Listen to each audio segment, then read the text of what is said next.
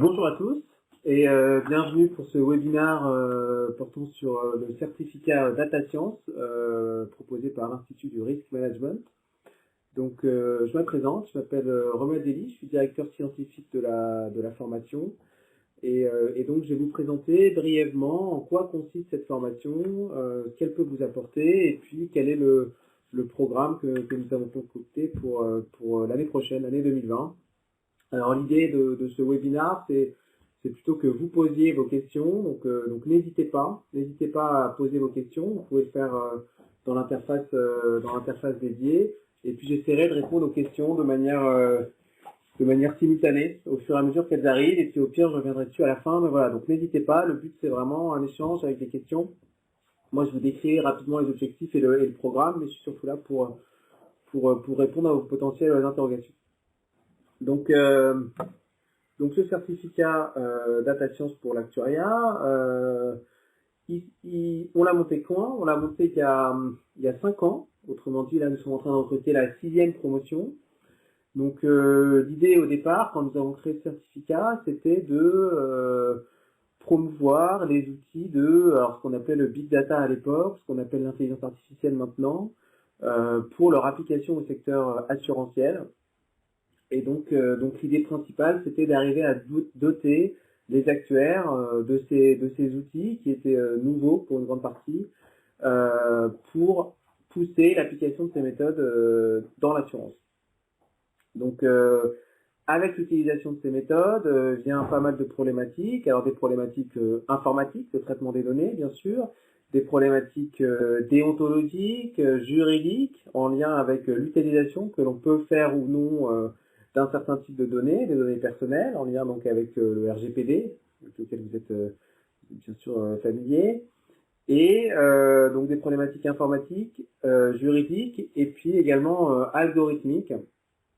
Donc on a essayé un petit peu de regrouper tout ça dans une formation, l'idée étant que à la sortie de cette formation, vous soyez opérationnel sur ces sujets. Autrement dit, après cette formation, vous pourrez aborder un sujet data science du début jusqu'à la fin, donc bien comprendre la typologie de données dont vous aurez besoin, savoir comment attaquer le problème, créer un POC, une Proof of Concept sur votre problématique, en trouvant l'algorithme le plus adapté, mesurer la pertinence des résultats obtenus ainsi que les limites des résultats obtenus, voir si vous allez plutôt vous orienter vers un algorithme interprétable ou un algorithme non interprétable, typiquement. Donc il y a principalement 2 classes d'algorithmes dans des algorithmes d'intelligence artificielle, ceux pour lesquels on sait interpréter la manière dont l'algorithme prend ses décisions. Donc typiquement, pour citer simplement une régression ou un arbre de décision, vous voyez à la fin exactement ce qui se passe.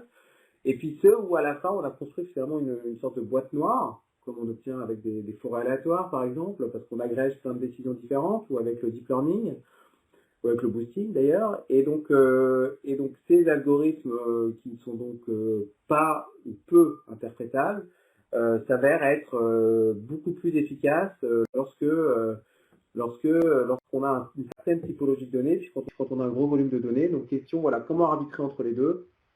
Et puis on se rendra compte d'ailleurs que souvent avec des algorithmes interprétables, avec des méthodes de pénalisation typiquement bien choisies, on s'en sort très bien. Donc le choix de ces algorithmes, la mise en œuvre sur les données d'un point de vue opérationnel, et puis les problématiques donc déontologiques, juridiques associées, qu'est-ce qu'on a vraiment le droit de faire ou non, et enfin l'industrialisation du process, autrement dit une fois qu'on a réussi à mettre en place une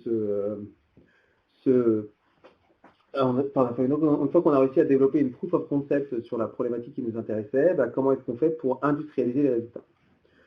Donc c'est un petit peu l'idée de cette formation. Elle est dédiée principalement aux actuaires, ouverte également aux gens qui ne sont pas membres de l'Institut des actuaires. Et donc l'idée, c'est de mettre en application ces méthodes d'intelligence artificielle pour accompagner la transformation digitale du métier d'actuaire. Et d'ailleurs, pour cela, la formation a reçu un prix il y a 2-3 ans de la FFA sur justement l'appui à la transformation digitale du secteur.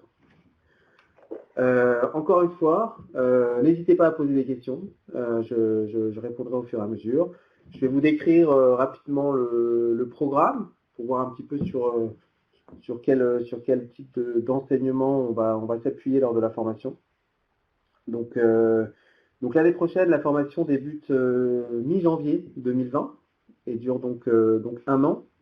Alors elle est composée en 2 semestres. Une des nouveautés cette année, c'est qu'on peut s'inscrire seulement à un des 2 semestres et ne pas suivre toute la formation selon vos attentes. Le premier semestre est dédié à des problématiques plus de prise en main des logiciels R, des logiciels Python, de découverte d'une panoplie d'algorithmes d'intelligence artificielle, et puis de découvrir un petit peu quelles sont les différentes étapes dans la mise en œuvre d'un projet de data science en assurance. Donc ce sont les 4 modules principaux. Donc le module Python s'appuie cette année d'ailleurs sur un certain nombre d'heures de cours en plus de e-learning. Autrement dit, vous serez accompagné pour l'introduction au langage Python par une plateforme de e-learning. Et puis ensuite, on verra plus en détail comment mettre ça en place sur des problématiques actuarielles. Généralement, les gens qui arrivent à la formation sont relativement novices en Python. Il y a des exceptions, mais donc si c'est le cas pour vous, ne vous inquiétez pas. La formation est construite pour cela. Et puis ensuite, en parallèle, il y a un autre module dédié à R. Donc il avait fallu choisir entre R ou Python pour la formation. Finalement, on a décidé de ne pas choisir parce que l'un ou l'autre ont leurs attraits, selon les problématiques, selon les entreprises, on préfère utiliser l'un ou l'autre. Donc l'idée étant que la plupart des actuaires sont déjà très à l'aise avec R, c'est plus simple de partir de ces acquis et de construire dessus. Donc c'est pour ça qu'on a gardé ces 2 modules orientés vers R, orientés sur les logiciels R et Python. Donc à la fin de ces modules, vous serez opérationnel sur ces 2 langages, sur ces algorithmes de machine learning en particulier. Et donc les 2 autres modules sont un descriptif des principaux algorithmes d'intelligence artificielle, en passant un peu de temps en particulier sur les algorithmes du deep learning, qui sont ceux qui ont eu des résultats assez impressionnants récemment. Donc on s'intéressera à des problématiques d'apprentissage à la fois supervisées ou non supervisées, autrement dit des problématiques où on cherche soit à expliquer un label, expliquer quelque chose et prédire quel serait le label pour des futures observations, ou alors apprentissage non supervisé, lorsqu'on essaie plutôt de bien comprendre la distribution de nos caractéristiques clients pour faire typiquement du clustering entre clients, du regroupement entre clients. Donc ça, c'est ce qui fait le contenu du premier semestre. Il est complété par une journée qui a lieu en tout début, en janvier, où vous allez pouvoir assister aux soutenances de projets de l'année précédente. Autrement dit, vous allez pouvoir rencontrer les stagiaires de l'année précédente et donc assister à ces soutenances pour voir ce qui s'y passe et comprendre un petit peu quelles sont les attentes. Je vois qu'il y a une question. Quelles sont les conditions particulières pour accéder à la formation? Écoutez, elle a été construite au départ pour les gens qui ont une formation en actuariat, d'accord, donc pour les actuaires. Donc ce dont on a besoin, c'est d'un profil d'actuaire ou un profil équivalent. Donc typiquement, elle s'adresse à des gens qui sont dans des compagnies d'assurance qui ont affaire à la manipulation de données ou ont envie de s'y mettre de manière un petit peu plus poussée et qui ont une certaine appétence, on va dire, pour des problématiques informatiques parce qu'il y aura une partie tout de même de la formation dédiée à ces choses-là. Il faudra, entre guillemets, mettre les mains dans le cambouis sur la mise en place opérationnelle de ces algorithmes. Donc voilà, à part ceci, pas de conditions particulières. Encore une fois, n'hésitez pas si vous avez des questions. Donc j'ai décrit le programme du premier semestre. Et le premier semestre se termine par un hackathon. Donc l'idée du hackathon, c'est le fait que, donc comment ça va se passer un hackathon? Donc la formation, juste pour le préciser, elle a lieu 2 jours par mois. donc du mois de janvier au mois de décembre, avec une coupure en août. Et donc, ce sera des lundis, mardis. Et donc, le jour du hackathon, eh bien, vous allez arriver le lundi matin où vous prendrez en main un certain jeu de données sur une problématique actuarielle. Et puis, l'idée, ce sera, en travaillant en équipe, d'arriver à avoir un rendu sur cette question actuarielle à partir des données que vous avez. Donc, 36 heures plus tard, donc le mardi après-midi. Donc, l'intérêt de ce hackathon, c'est vraiment un moment fort de la formation. On est content d'avoir mis en place, en particulier au milieu. Ben, en fait, on commence vraiment à mettre en œuvre les choses, ces algorithmes sur des données réelles. Et puis, voilà, on apprend beaucoup déjà sur ce travail en équipe. Et donc ce hackathon est organisé ça doit être au mois de juin, ou juillet, je peux me tromper. Et l'idée, c'est que voilà, il est à cheval entre les deux semestres. Et puis sur le deuxième semestre, ensuite, quelles sont les problématiques qui sont considérées? Donc il y a des questions en lien avec des problématiques éthiques, juridiques. Comment est-ce qu'on fait pour anonymiser des données? Comment est-ce qu'on fait pour arriver à continuer à faire des statistiques même si on manipule des données anonymisées? Donc il y a des problématiques d'anonymisation qui seront considérées, et puis des problématiques connexes en lien avec la cybersécurité de façon générique, et en particulier dans les compagnies d'assurance. Un deuxième module est dédié au passage à l'échelle de ces algorithmes.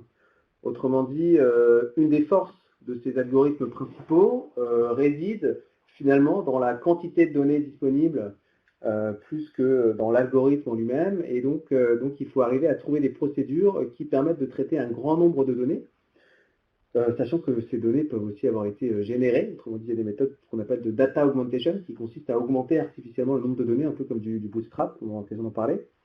Et donc, pour pouvoir passer à l'échelle ces algorithmes, bah, il faut arriver à distribuer sur différents cœurs de calcul ces questions-là. Donc, ce sera discuté. En particulier, il y aura la manipulation de Spark, pour ceux d'entre vous qui connaissent, qui est une surcouche à Python qui permet de faire du calcul distribué. Ensuite, il y a un module plus spécifiquement dédié aux algorithmes de deep learning et leur application sur du NLP, sur du Natural Language Processing. Donc, ce qui a été assez révolutionnaire avec les algorithmes de deep learning, c'est qu'ils arrivent à traiter des sources de données, en fait, qu'on n'appelait pas vraiment données il y a 10 ou 15 ans. Autrement dit, maintenant, du texte devient de la donnée. Des images deviennent de la donnée également. Et donc, il y a un traitement spécifique à ces données qui sont donc tout d'abord non structurées. Donc, on parle de données non structurées quand on parle de ces sources d'informations qui n'ont pas encore été mises sous la forme d'une table, si vous pensez à une table Excel, qui n'ont pas encore été mises sous la forme d'un tableau de données, mais qui contiennent quand même beaucoup d'informations, et donc et duquel on essaie de tirer quelque chose, donc en particulier sur le traitement du texte. Il y a pas mal de choses qui ont été développées, et des algorithmes un petit peu spécifiques, et donc nous allons en parler dans ce module. Ah, je vois qu'il y a une nouvelle question. Est-ce qu'on s'intéressera également au traitement d'images? Alors, c'est une bonne question. C'est une bonne question. Oui, ce seront des choses qui seront également considérées. On verra ça par une application en pratique, d'ailleurs, au secteur de l'assurance, qui est maintenant la possibilité, alors il y a encore des progrès à faire, mais la possibilité d'automatiser un certain nombre de process, puisque c'est bien là que se cache particulièrement l'intérêt de ces algorithmes d'intelligence artificielle, et en particulier d'automatiser le rapport d'expert qui peut être fait après, pensons par exemple à un accident de voiture. Donc maintenant, à partir d'une photo d'une voiture, il y a des algorithmes plus ou moins efficaces qui arrivent donc à partir de cette photo à donner une estimation du coût de réparation de cette voiture. Et donc vous voyez qu'à partir de ces photos, eh bien, on peut avoir une estimation rapide, comme le fait d'habitude l'expert, dans ces métiers. Et en fonction de cette estimation, voir si oui ou non on envisage les réparations, ou plutôt un dédommagement en lien avec la valeur à l'argus de la voiture. Donc c'est un exemple actuariel qu'on verra en termes d'application, mais donc oui, on s'intéressera à la mise en place de ces algorithmes. Ah, je vois qu'il y a une question de Vincent. L'approche de ces algorithmes est-elle faite d'une manière purement théorique ou d'une manière plus concrète? Ah non, non, l'idée c'est vraiment de faire du concret, de faire de l'opérationnel. Alors, il y a un besoin de faire, non pas de la théorie, mais de comprendre comment ces algorithmes fonctionnent. Autrement dit, il y a un besoin de savoir comment ils sont construits et ce qu'il y a derrière, parce qu'il faut toujours arriver à adapter l'algorithme à sa problématique propre. Mais l'idée, c'est bien de faire de l'opérationnel. Autrement dit, en particulier dans le hackathon, il y a une mise en œuvre importante. Et puis dans tout ce qui est présenté, donc un format de demi-journée idéal, si vous voulez, c'est la présentation d'une problématique et des algorithmes afférents dans la première moitié ou le premier tiers, et puis ensuite la mise en œuvre sur des données, sur un cas concret, en R ou Python, et puis un retour d'expérience là-dessus. Donc l'objectif, c'est bien de faire une formation opérationnelle et ne pas trop s'attarder sur la théorie en lien avec ces algorithmes, c'est pas l'idée. Très bien. Donc continuons. Il y a ce module dédié au deep learning, un module dédié plus aux applications de l'intelligence artificielle au secteur de la finance, en particulier des secteurs de la gestion d'actifs ou de l'assurance vie. Donc là, on verra des méthodes qui s'appellent des méthodes d'online learning, d'apprentissage séquentiel, en particulier dédiées à la gestion des risques. On en verra d'autres champs d'application. D'ailleurs, il y a des gens de Criteo qui viendront intervenir. Alors oui, d'ailleurs, ce que je n'ai pas précisé, c'est de quoi est composé le corps enseignant. Donc il y a quelques académiques, des académiques appliqués, qui vont vous présenter un petit peu des méthodes et vous aider à la mise en œuvre. Et puis il y a des praticiens, principalement des praticiens, soit du secteur de l'assurance, donc qui connaissent bien un certain pan de l'application de l'IA en assurance et viendront vous le présenter, soit de boîtes vraiment tech et qui viendront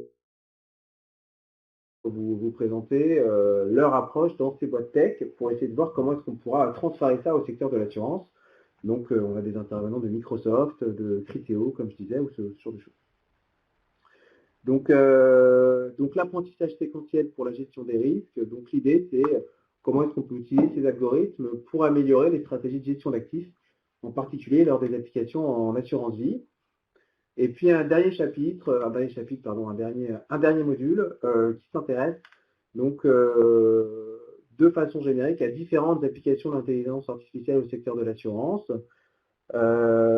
Chaque année, ça change un petit peu ce qu'il y a dedans, évolue un petit peu.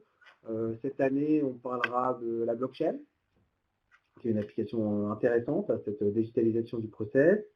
On parlera des méthodes de mortalité prédictive, dans quelle mesure on arrive à améliorer ces algorithmes de prédiction de mortalité des gens avec ces nouvelles méthodologies. D'ailleurs, nous aurons un webinaire dédié à ces questions qui a lieu mi-octobre pour ceux que ça intéresse.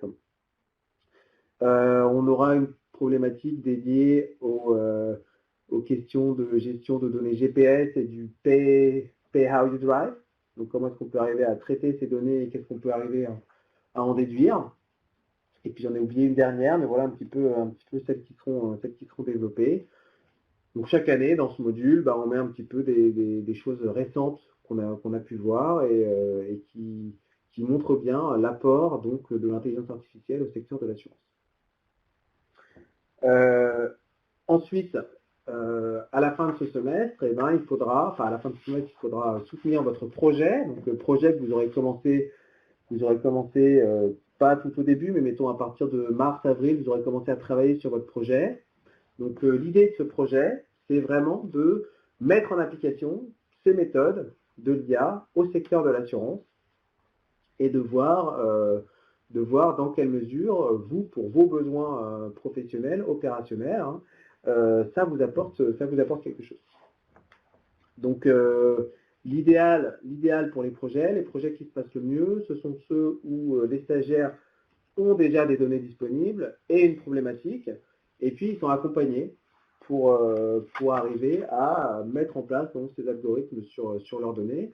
Ils sont accompagnés par, il y a grosso modo 2 tuteurs, un tuteur académique, qui est un membre du corps professoral de la formation, et puis un tuteur plus en lien avec la data science pour l'actuariat, je pourrais dire, en tout cas qui est un ancien stagiaire de la formation, qui pourra aussi vous guider dans l'application de ces méthodes.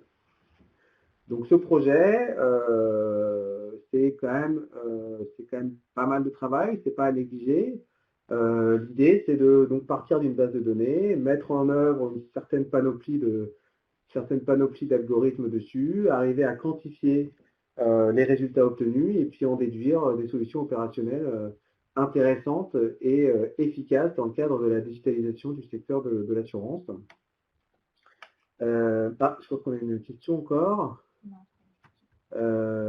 Ah oui, question. Quid de la confidentialité des données? Alors oui, ça c'est une problématique importante.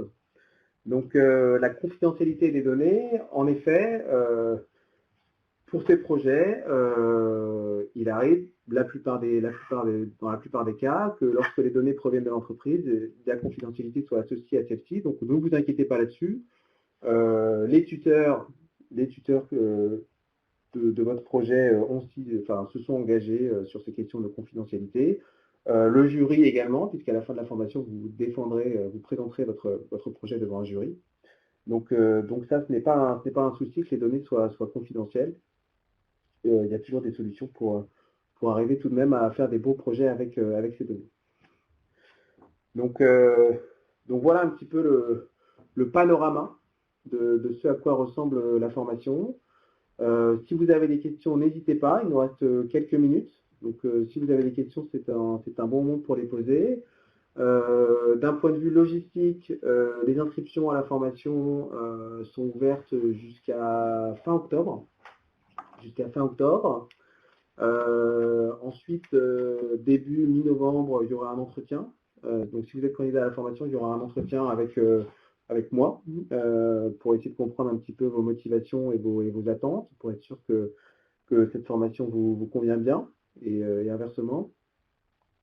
Et ensuite, le jury d'admission se réunit à la fin du mois de novembre. Et les admissions sont ensuite déclarées. Et puis, la formation commence mi-janvier. Et puis, l'idée, ce sera que déjà, dès fin décembre, avec cette plateforme de e-learning, vous puissiez commencer à regarder un petit peu des choses sur le logiciel Python et puis qu'on s'appuie là-dessus à la rentrée pour continuer à utiliser cette plateforme et puis construire à partir de ces acquis. Donc voilà un petit peu. Alors, est-ce qu'il y a des questions? J'en vois une, oui, qui est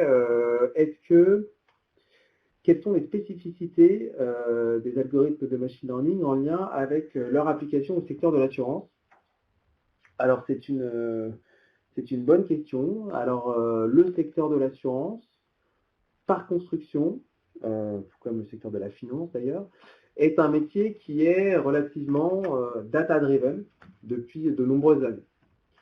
Donc, autrement dit, lorsqu'on veut commencer à mettre en place des algorithmes de machine learning avec un historique de métiers data-driven, eh bien, ce qui se passe, c'est que on ne va pas révolutionner tout à coup les performances de ce qu'on faisait jusqu'à maintenant.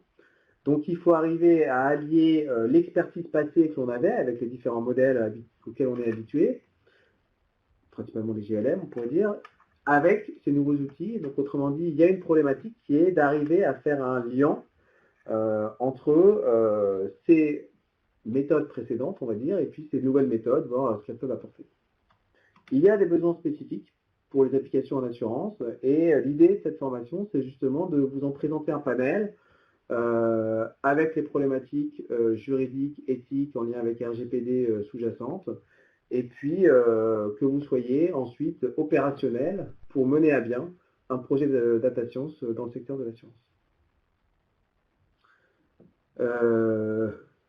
Écoutez, je vois qu'il n'y a plus d'autres questions, donc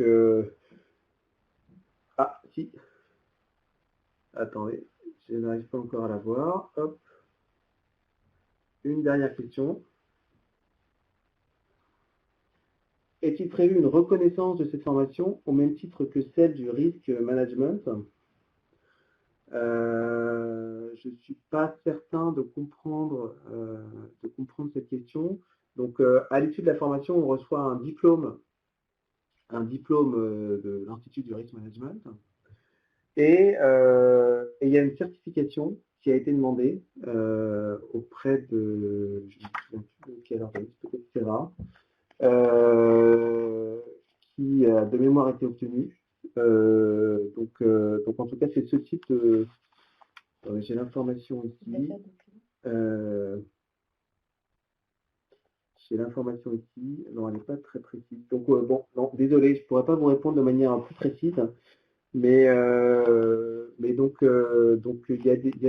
l'idée c'est qu'on sort donc avec un diplôme de l'Institut du Risk Management et une nouveauté pour cette formation, c'est que elle est maintenant éligible au CPF. Il fallait avoir une certaine ancienneté pour que ce soit possible. Elle est maintenant éligible au CPF, donc autrement dit, vous pouvez utiliser votre compte formation, votre compte en formation pour y participer. Voilà, très bien. Bah, écoutez, merci beaucoup pour votre attention. J'espère que j'ai pu répondre à la plupart de vos interrogations. N'hésitez pas à nous solliciter, que ce soit les équipes de l'Institut de Risk Management ou moi-même, si vous avez des questions. Et puis, il y a un petit questionnaire de satisfaction à remplir à la fin. N'hésitez pas à le faire pour nous faire parvenir votre opinion. À très bientôt, merci. Au revoir.